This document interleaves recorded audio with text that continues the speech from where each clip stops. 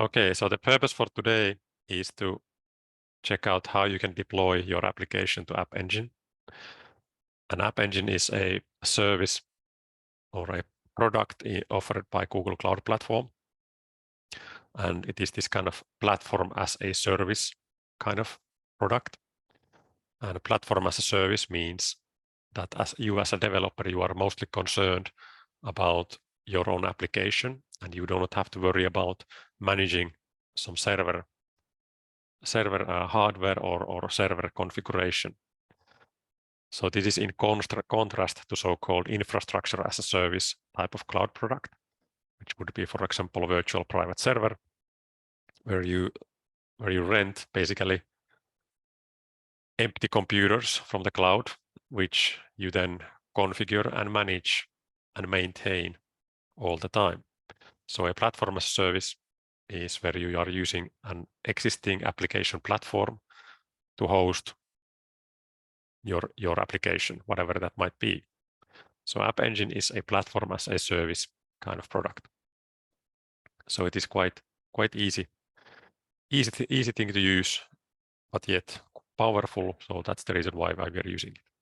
So every one of you have received or should have received a message in our course Teams theme, where you have information about how you can redeem $50 worth of credits, what you can spend on Google Cloud Platform, not just on App Engine, but in general Cloud Platform products. So please check out that one. It should be in the general discussion channel. There is a message about that. And you will need to use your student email to redeem the credits. So there are one per student available of those. Okay, so App Engine allows you to host an application in the cloud, and App Engine supports a set of these programming languages: Node.js, Java, Ruby, C#, Go, Python, and PHP. So today I have prepared a small demo application where I have a Node.js based server application, and the purpose of the server application is to act as an API.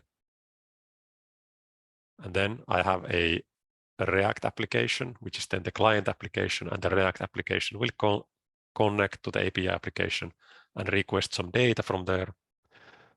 And then it will the React application will draw the results on the screen. And there is a database which the API is accessing. So we have this Node.js case here, what I will be presenting. So indeed, the App Engine, it is this fully managed. So this is the platform as a service kind of product, where you as a developer do not need to worry about the infrastructure and the maintenance of the infrastructure. So what the App Engine offers when you have an application running there, you can of course monitor your application, and you have logging capabilities for your application. So if you, for example, have console log statements in your application, which print something to the log, you have access to those logs. And you can also see that if your application is, for example, generating error responses, HTTP responses, or throwing some error codes, you can see those in the App Engine as well. Then the App Engine offers quite easy this kind of versioning. So every time when you upload a new version of your application, the previous version is available still there. It is just set to non-operational status. And in the case that you need to go back with these versions, you can easily go back. And you can also have multiple versions running simultaneously, so that you could, if you, for example, have a big application, you could, for example, roll out some new testing features in some restricted areas, for example, in some country or to some percentage of users. So that's what it also offers. And then it offers automatic scaling capabilities. So if you build an application and it gets really popular, you have lots and lots of users, so the App Engine will scale your application so that all those users will be served accordingly and with minimal latencies. So this is also something which works out of the box. And you also get managed and free SSL certificates. And also, what is really good for our student practice purposes is that you can also get a name address, a free domain of it is a generated domain address, but yet it is better than just having a pure IP address. And you have the SSL active by default there, so that's a good positive aspect as well. Okay, so the application today, what I have here looks like this. That it is a super simple demonstration application, and these two parts, this hello and world, is now information which is fetched by the client application from the server, and the server has stored this data in a database. So here I have now this application. It is running on my local host on my own computer, and I have also a database, a MySQL database here on my own computer. So how does this look like, this application? It is visible here. So I have a client, and then I have a server. So the server application looks like this. This is an Express.js based application, only 30 lines long. So here you can see we have the basic Express dependencies. We are activating the CORS, cross-origin resource sharing. This allows our client application from a different origin, different port or different domain to access the server. Then I have some database configuration options. These are here just for demo purposes. I have written here comments that you should not have your database credentials visible like this in your source code, especially so when you have a public repository for your source code. So this is something that you should not do, but I have done it here for easy visibility that what is going on in the application.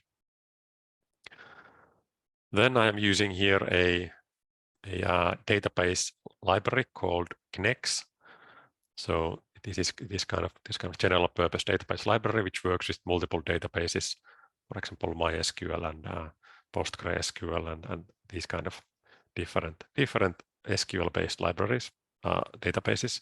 So I'm using this Knex. It offers me quite easy way to access the database, at least regarding the basic operations.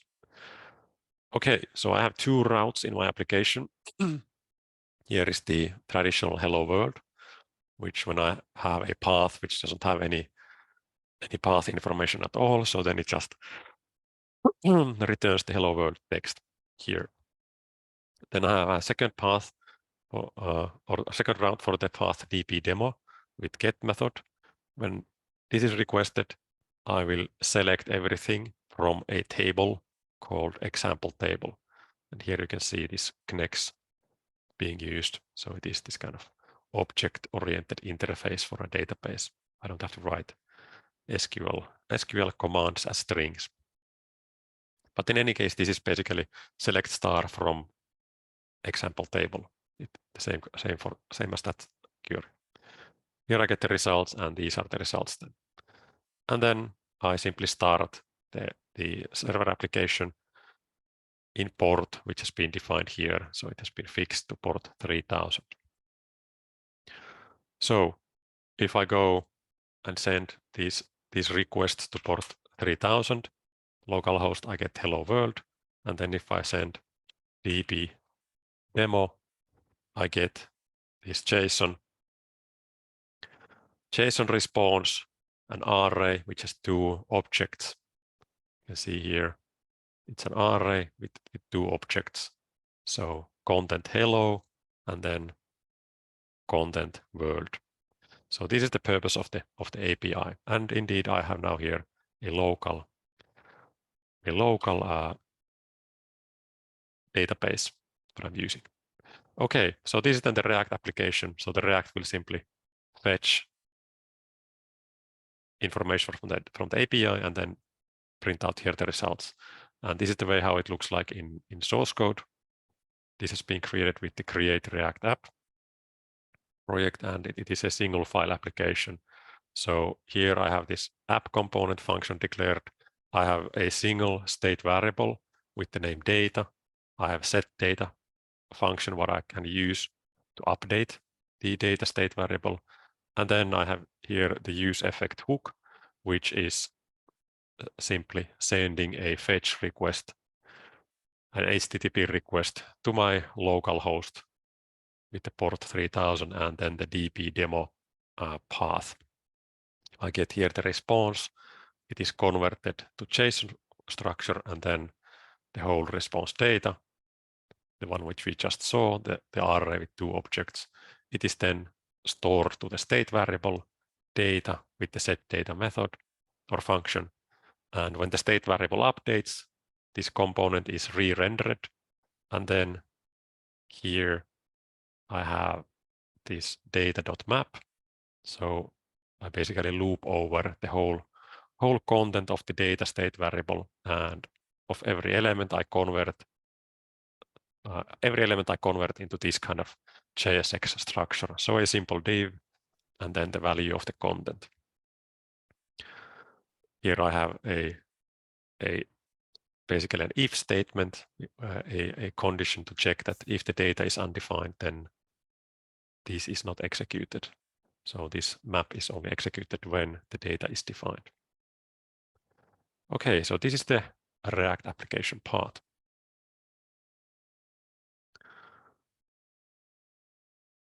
So now to get this running in Google App Engine, we have a couple of things to do.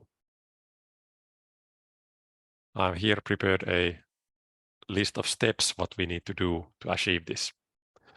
So we need to activate the App Engine product in the Google Cloud Platform. Then we will need to modify our server application to work in the cloud. We will need to modify our client application to work in the cloud. And then we will need to create a release build of our React application, which now is Create React App based. If you have some other kind of tool set for your React application, then the steps may vary. And then finally, we need to deploy both of our applications to App Engine. We have now 2 applications what we will be deploying to App Engine. And I have already prepared in advance one step. So now, because my server application is using database, here is the database configuration. Here I have a database query command. So I'm using a database. I have already in advance, I have followed my own instructions, what I have shared to you earlier. So I have followed those instructions. I have created a Cloud SQL database instance to the cloud where I have a MySQL database running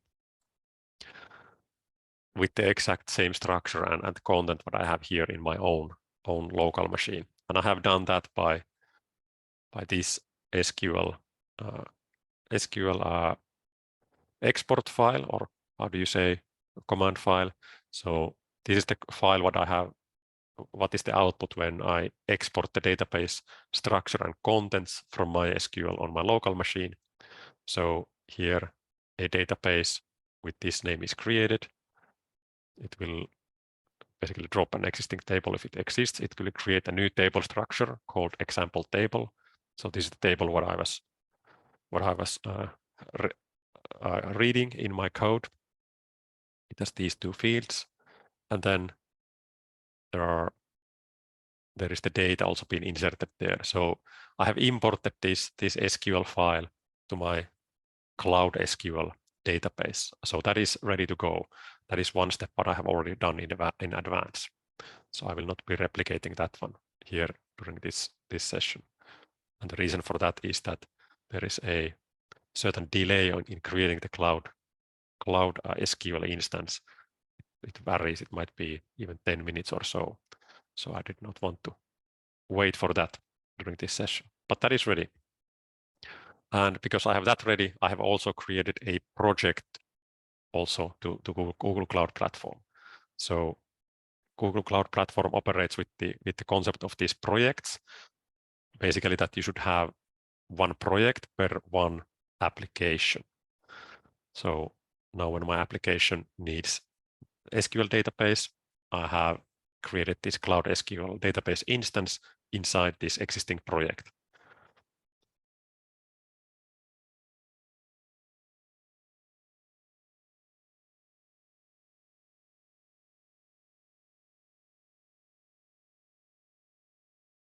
Okay, I will switch from my personal user. I have also personal projects running here. So I will switch to my school account. So here I have now, this is now the project, name of the project that I have created in advance. So Guy demo project 2022-2. And here I already have a Cloud SQL instance running. We can go on and check it out from here, from the menu. Here is the SQL in the navigation menu. And here we can see we have a demo database here. And we can check out that we have also the tables. The database is here. So here we have this Guy demo DB existing. And I have also created a user in advance, this test user. So I have created the database configuration here to the cloud to match this configuration what I have here. I have the same user, this user password, and then I have the database name with this name. And then the database contents like seen before. Okay, so this is ready to go. So now what we need to do next is that we are going to be creating the app engine or activating the app engine here for this project. So I select the app engine from the navigation menu, and then I go here and click the create application. Now I need to select a region, and I will select the same region as I selected from my Cloud SQL database. It is this Europe West. So you can see there are multiple regions. These are basically physical data center locations what are available. So I will select this Europe West. It is in Belgium. That is the same what I have selected from my Cloud SQL. You can have the SQL instance in a different region than your app engine, but if you have it, the queries will be quite slow. So make sure to make it so that it is from the same region for your whole application. Okay, so that's now creating. Then what I also would need to do, but what I have done already a long time ago, I would need to have installed the Google Cloud command line interface, the CLI toolset. So if you don't have yet this installed, you need to install this one. For Windows, here are the different operating systems that are available for Windows. Here's the Google Cloud installer package. So just download that one and execute it, and it will install everything what you need. So we will be using the command line interface to deploy our application to App Engine. So you will need to have this one operational at some point.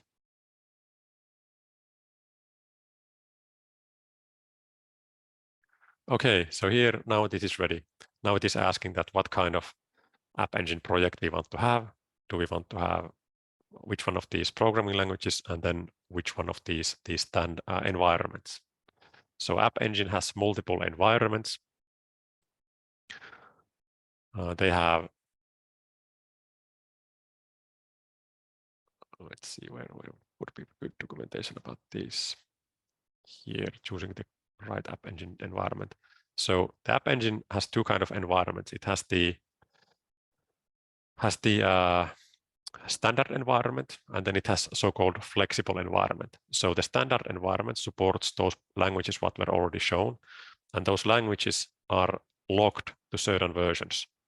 So here you can find a list of those languages and their versions, what the standard environment supports. If you need to have some other programming language version than what was listed here, or if you want to have some other language entirely, then you can use the App Engine flexible environment. So that's the difference. And this flexible environment can also run applications made with something known as Docker containers. So that's the difference. This standard environment is cheaper and is super good for situations where you want to run applications for totally free or for very low cost. So that's the reason why we are going to be choosing that one. But here, we don't need to follow now these steps. This is just an example that how you can get started. So we will do the deployment phase from the command line later on. Okay, so now we have done two things. We have activated the App Engine service to our App Engine product to our project, and then we should have downloaded the command line interface tools, the CLI tools. That is something that I had done earlier already, so I will not do it again here. Okay, so then when we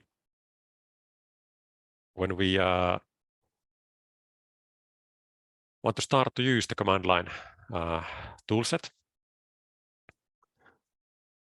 we will need to give command gcloud init. So all the command line tools are activated with the gcloud prefix, and then there are different commands available. So gcloud init is the command which initializes the command line environment for your project settings. So here I already have existing settings. So I have created a project what I want to use. So I will choose this number 1. I want to now activate a project to this command line toolset. First, it asks that which user account you want to use. I have here multiple accounts for Google Cloud Platform, so I'm going to choose the number 2, my OAMC address. Then it asks that which project do you want to use or activate now for the command line toolset. So I'm going to be choosing now number 3 because that is the name of the project what I will be using in this demonstration.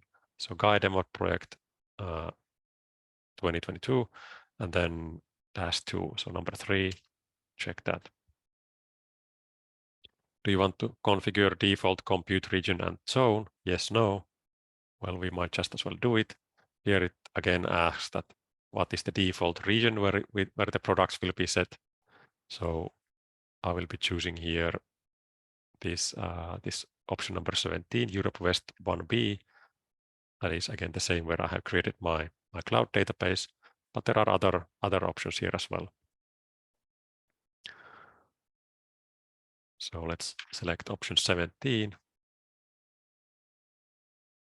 So now it is good to go. Now it has configured the basic settings and it is indicating here that what are the default settings what I just chose and selected. Okay. Then now because I already know that I will be creating an application to App Engine which connects to my Google Cloud Cloud SQL databases, I will need to activate one internal API in the Google Cloud Platform. And I know this because I have checked this from the App Engine documentation where they have information described that what do you need to do when you want to connect to a Cloud SQL. So I have checked that and I know that I need to activate something known as Cloud SQL Admin API. So let's find that one. Here, this Cloud SQL Admin API. And I will need to click here on the enable. So now that is enabled. Now everything is in place so that my application from App Engine can connect to the Cloud SQL database instance. Okay, so now what we're going to be doing is that we're going to be going to our server application and do the modifications there, what needs to be done. Previously, I had configurations there that were needed to connect to my local SQL database. Now I need to connect to a cloud SQL database, so of course the addresses are different.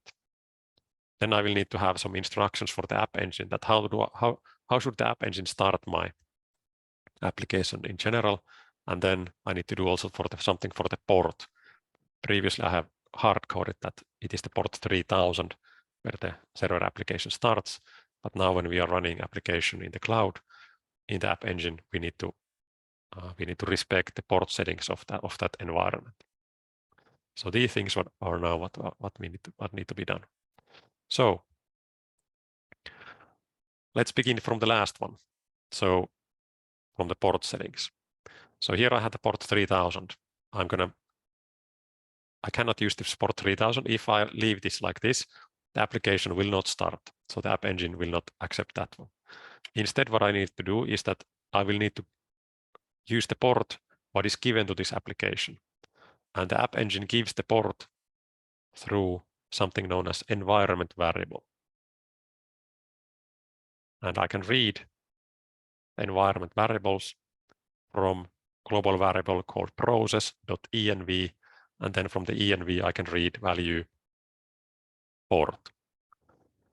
And then I will put here or statement, so that this will also work in local development environment where maybe I don't have this one defined at all. So if this is not defined, then we will fall back to value 3000.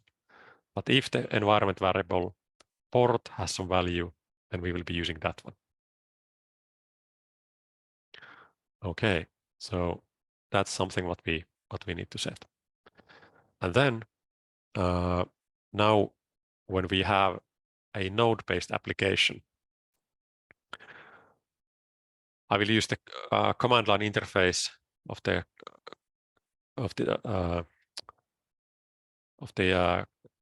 Google Cloud Platform to upload this application eventually to the App Engine, and it will do so that it will upload everything what is in the defined folder. So what I'm going to do is that I'm going to create here an ignore file which defines that which files or folders to ignore during this upload process. So the logic will be the same what I have here with the git ignore, so that when I do version control commits, I don't want to store information what is inside these node modules, because that can always be regenerated based on the package.json, package-log.json files. So I'm going to create here a new file called gcloud-ignore, like so. And here I will ignore node modules. I will also ignore .git, which is a hidden folder which contains all the Git history. And then I will ignore the git ignore file itself. So these three I will ignore from my cloud deployment. These are not needed. The Google Cloud or the App Engine will execute npm install, so the dependencies will be there as needed. So I will not need to upload the whole node modules folder there. So that's the reason why I have the gcloud-ignore file here. And the file name must be .gcloud-ignore. If you have some other name, then it will not work. Okay, so then back to the source code modifications and to the database modifications. Now here I have hard-coded that the database should always connect to this address, basically localhost IP address. But that is not the address where our database instance is now reachable. Instead, the Google Cloud SQL database instance is reachable by something known as Unix socket communication methods. And there is a certain kind of address structure for there. And how you give the Unix socket address to the database driver, which in this case is the Node MySQL driver, which is used by the Connects in my case, is that you will need to give the address something like this, that this is Cloud SQL, and then here would then be the server, the Cloud SQL database instance or server, however you want to call, connection string. And what is that connection string? I can go on and check it out from here, from my database instance. I activate it here, and here in the main dashboard of this instance, there is this section connect to this instance. Here is the IP address, and then there is the connection name. So this is the one what we will copy. I will click here, copy to clipboard, and then it goes here. So this would be then the socket path. Socket path for the database.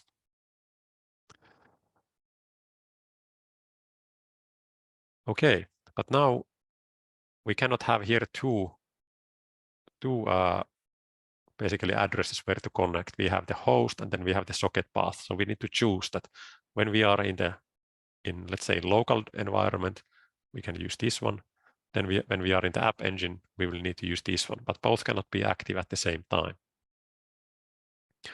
So again, we will make an if statement which checks that a certain environment variable, which will be set automatically in the app engine. So we will check that if that environment variable has a certain value, then we will use this address. And then if that environment variable is not present or has some other value, then we will use this one. So we'll basically go here that if the process and then the env, and then here it is suggesting dot node env. So if we are in production, so this is a environment variable and the value what the Google App Engine will set. So if we are here, then we will use this socket path. So I will go here and dp config connection socket path and set this value here. Delete that one there. Then else, this is the local case on my, if this is not set, then we will set the host for this value and delete the host value from there. So now I create the dp-config object. I have here basic connection information. I do not have yet the host or the socket path. That is then set here later on based on this if statement. Okay. That's set then. Then what we will do is that we will create the information for the app engine that how to start. And this is now again a file what needs to be present here in the server folder. So this server application will be one so-called service in the app engine application. Our application will have two services, the server service and then the client service. So we will create these deployment files. For both of them. So I will create a file called server appengine.yaml. The name of this file can be anything. It must be of the YAML type, however. So we will refer to this file with the command line tool when we start to deploy.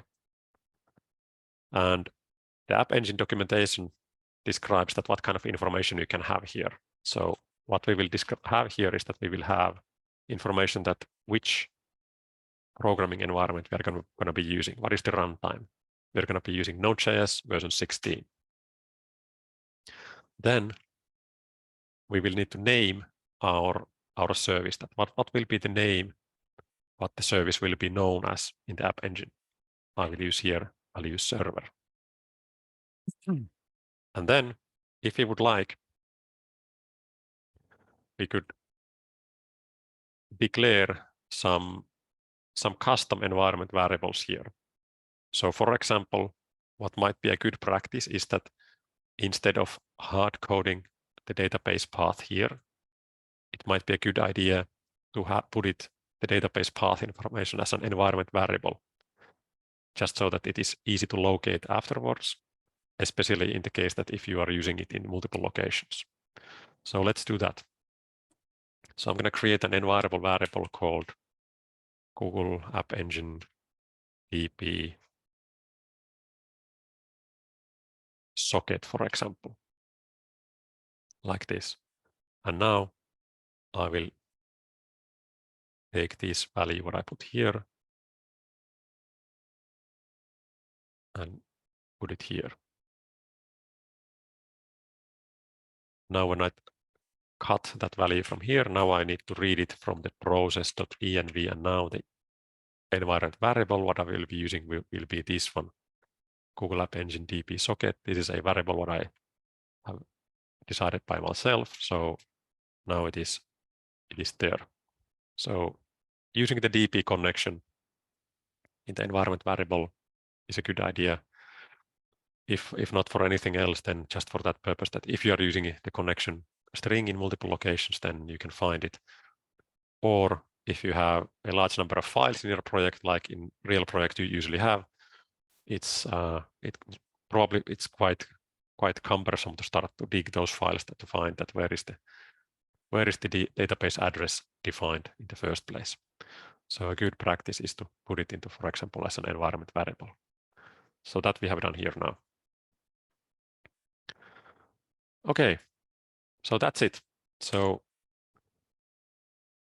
now our app engine will know that what programming environment we will use, what name it shall use for this service in the first place, what are our environment variables, and then how does it start our application.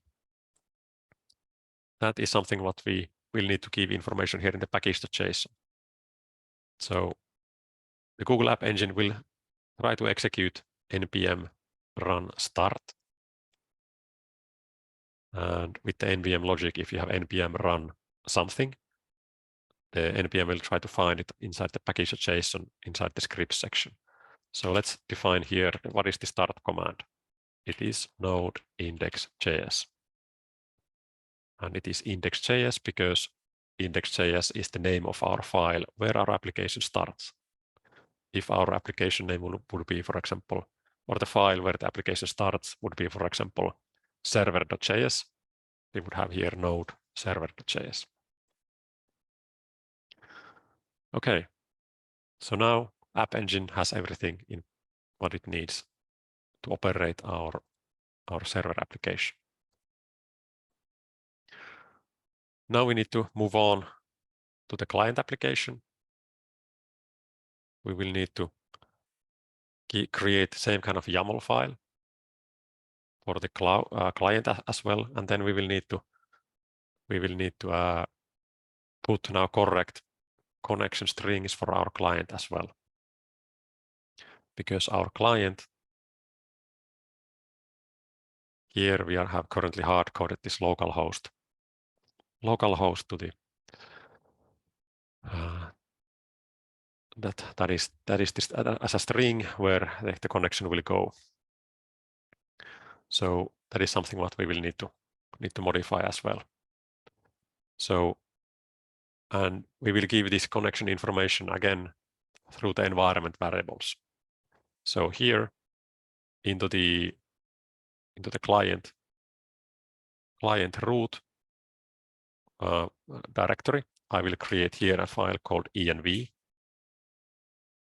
And then here I can declare some environment variables. So I can, for example, here React App API address. So this is now a environment variable, and that can be, for example, now in the development situation, we are here at localhost and at port 3000. So this would be the name of the environment variable what we are using, and then this is then the value of that variable. So again, how to use it? We will use it here. So we will write here process.env and then React App API address. Oh, process.env, not eng. So now this environment variable contains this part. So we will append with the plus this string there. So now we have the same situation. Okay, so now in the env file, this is in the env file because the create React app toolset works with the env file. So it will get the value what is here, and then it will use it in place of here. Now we'll need also the situation that the value for this this environment variable in the production case. This is for the development. We will need to for the production. We can write here an env.env.production. So the values from this file will be used in the production mode when we have built our client application for production. So here, now we will need to define that. What is the address for that? I happen to know that what will be the eventual address for our application when we deploy it. The address structure for these services, which are inside an App Engine project, are documented. So you can find that information from there. So I will just write, because I already know it. So it will be first the service name. We named our server service to be named as server. So then there is the dash dot dash, and then comes the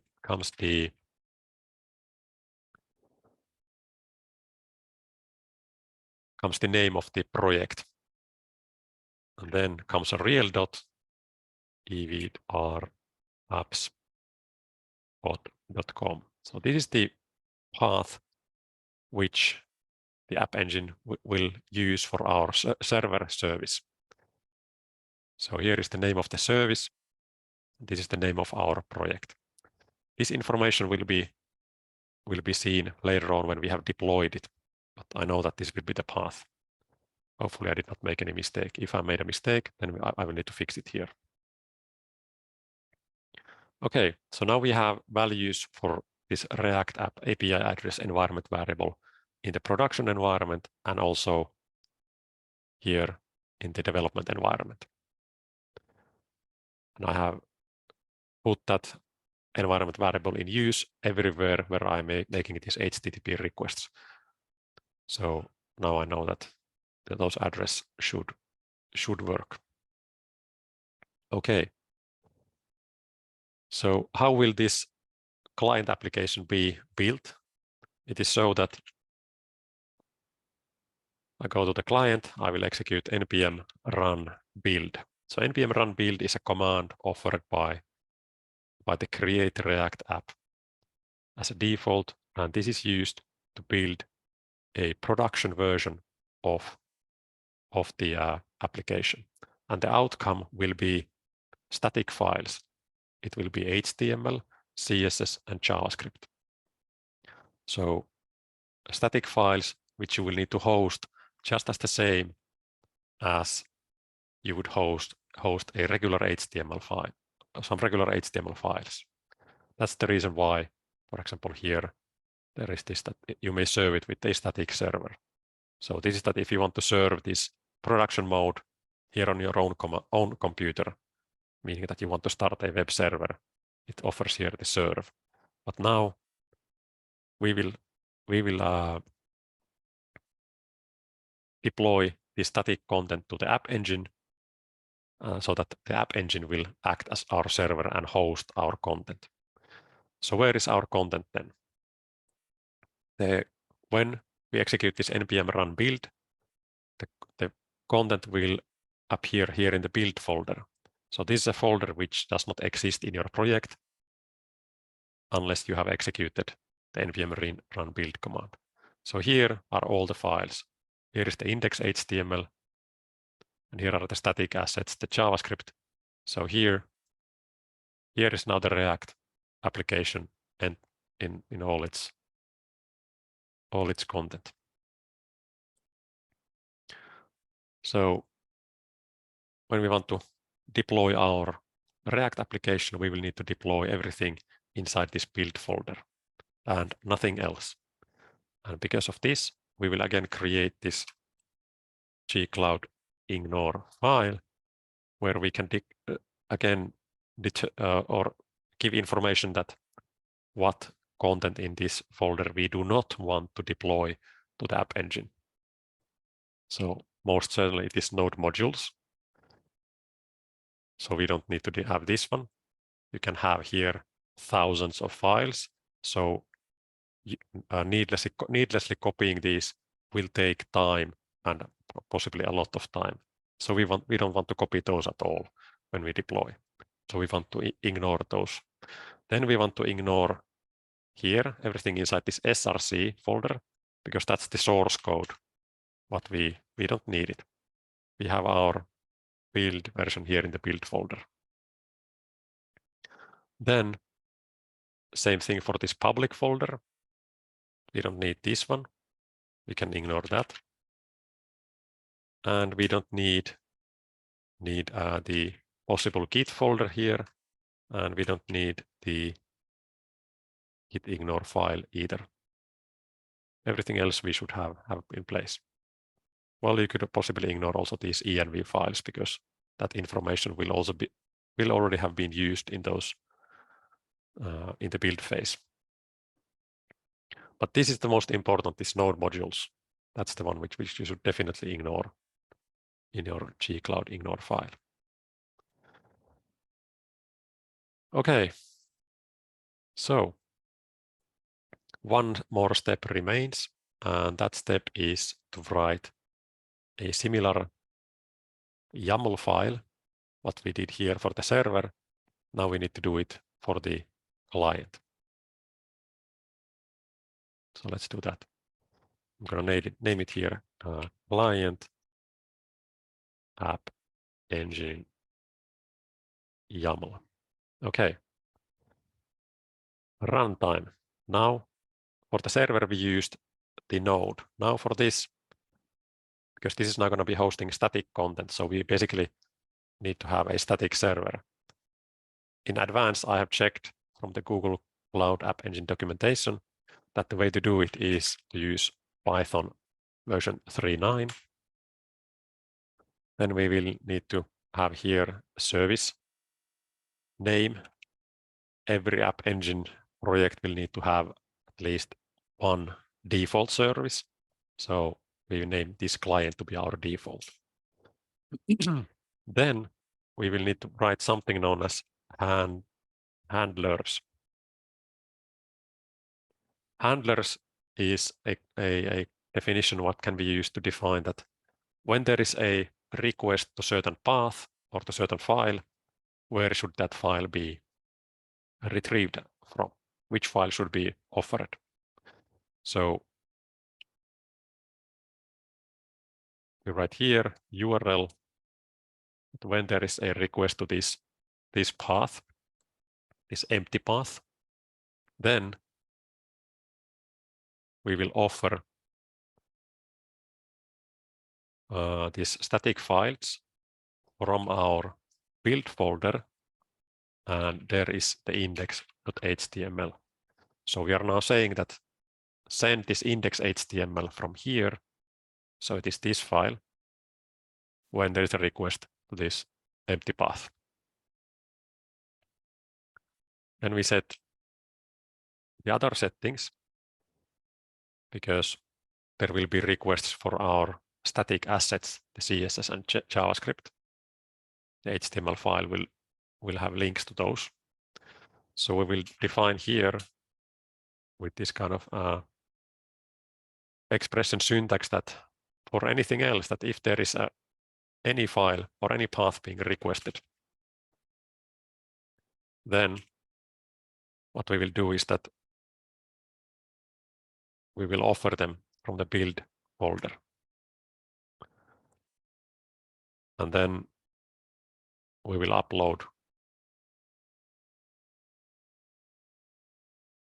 oops, not like this, but like so.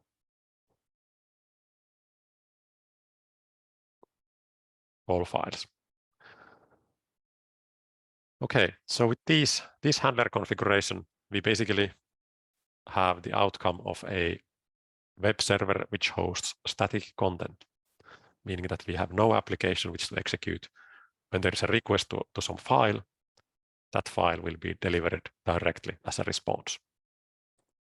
So that is what this handler configuration does. So we will have two services, the client and the server. The server is now a Node service. The client is now just a bunch of static HTML files and CSS and JavaScript. Okay. Now we have done everything what we need to do. Last thing what remains is now to deploy our application to App Engine. So we use the command line toolset for that. Gcloud app deploy. Now if we would have a YAML file directly in this folder and I'm in the wrong folder, I need to be here in the root. If we would have a YAML file directly here in this folder, we could just give this command. But now when we have YAML files for multiple services inside folders which are under this folder where we currently are, we need to refer to those. So we put here the client app engine YAML. We will deploy that one first. And the second is then the server. Okay, now we are deploying the client and we are deploying the server. Let's see how did it go. Did I forget something? Yes, so I made some mistake. Missing upload attribute for the URL.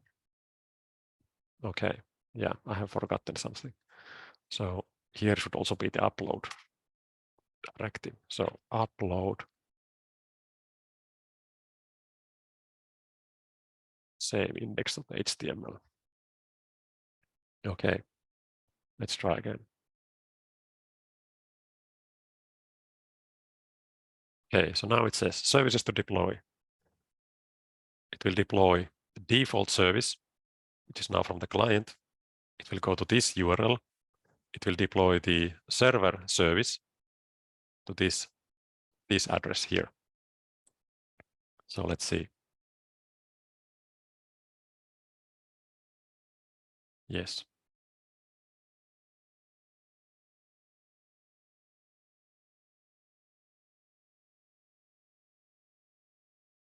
So now it takes a while to upload. And if you have forgotten to make the gcloud ignore files, both to the client and Node, then this upload phase will take a much longer time because the Node modules will be uploaded. For the server project, because that's a Node-based project, I think it automatically generates the gcloud ignore file to ignore the Node modules, but the client will have the Node modules, and the App Engine does not recognize that it is now also a Node-based project. So uploading those would take quite a lot of time. So let's see. Now it has uploaded the files, and it is now updating the default service. So it is starting the first App Engine service.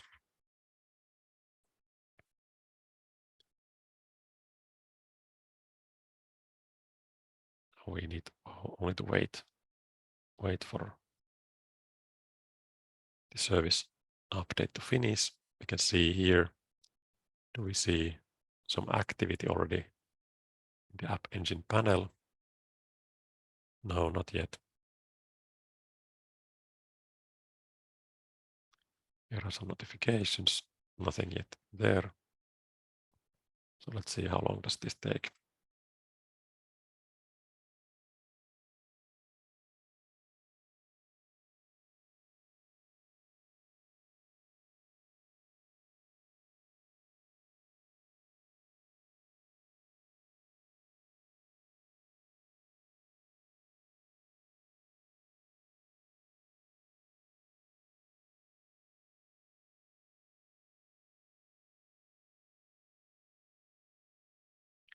So here in the App Engine documentation, there is information about how these web services can be structured in the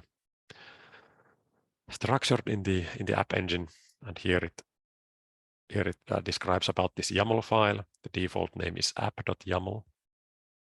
We used some other name for that, and this is the way how the projects are always structured. So there is the application root. There should be the source files at the same folder as the YAML file. If there is something else, then you need to give that information in the command line when deploying.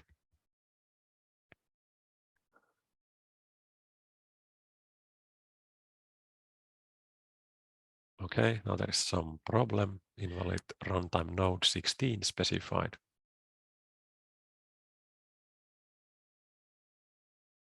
Okay. It's for this server node 16. Why is it not working? I have made a typo. It should actually be Node.js 16. Not Node 16, but Node.js 16. So it has uploaded the default service, beginning deployed of service server. So the client went just fine, but the server was the problem. So let's try again. Now we can probably see something already here in the App Engine panel because the first service went through.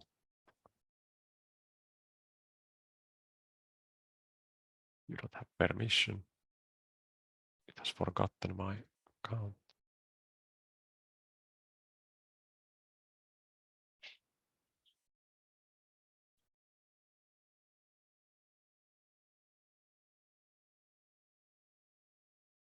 Okay, so this is the way how the dashboard of an App Engine looks like.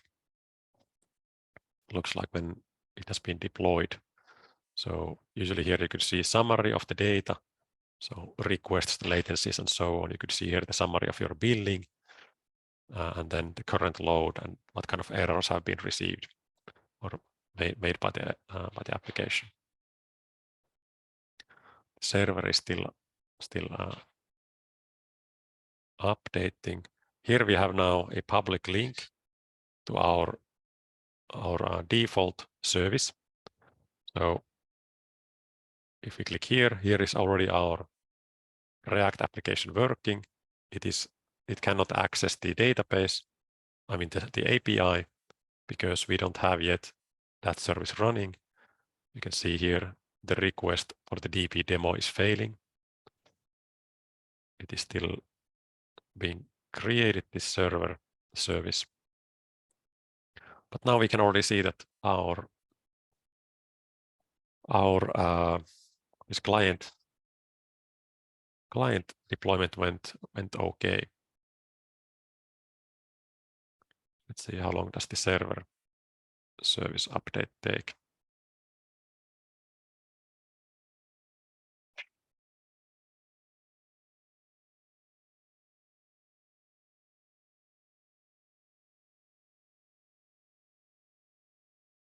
Now it has been done.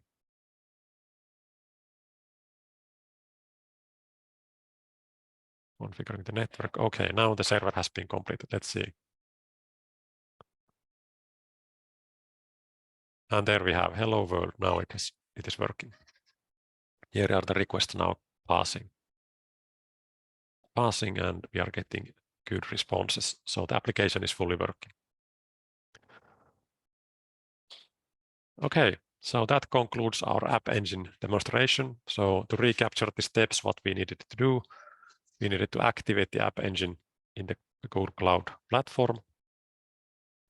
We activated the Cloud SQL admin API, and then we modified our server application, and we modified our client application.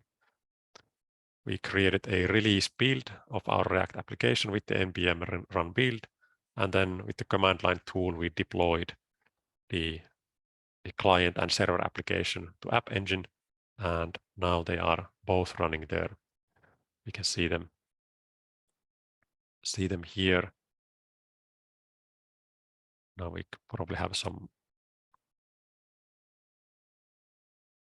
data here as well. So now we have that what is the usage of our application, how many front-end hours have been processed by the App Engine, what is the bandwidth, what is the cloud storage, what kind of requests have been made, how fast, or what is the pace of those. And here we can see our services. This is the default. This is now the client.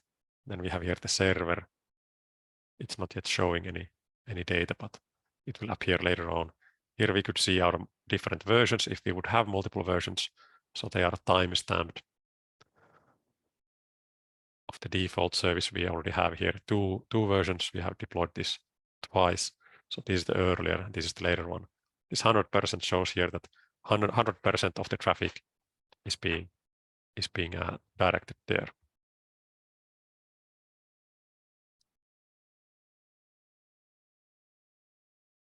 Okay, nothing is shown there. All right, so that's it. App Engine deployment to Google Cloud Platform. You need to do quite a few steps, but most of those steps are related to configure your application so that you are using correct database connections, and then you are sending your HTTP requests to correct addresses. So those maybe were the bulk of our modifications for our application to make it work. These YAML files you need to write as well. These are critical to defining how the services should be executed by the App Engine.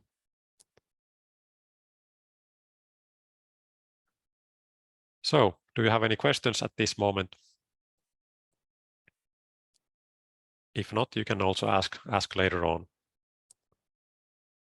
And this recording will be available in the course Moodle page later on, sometime today.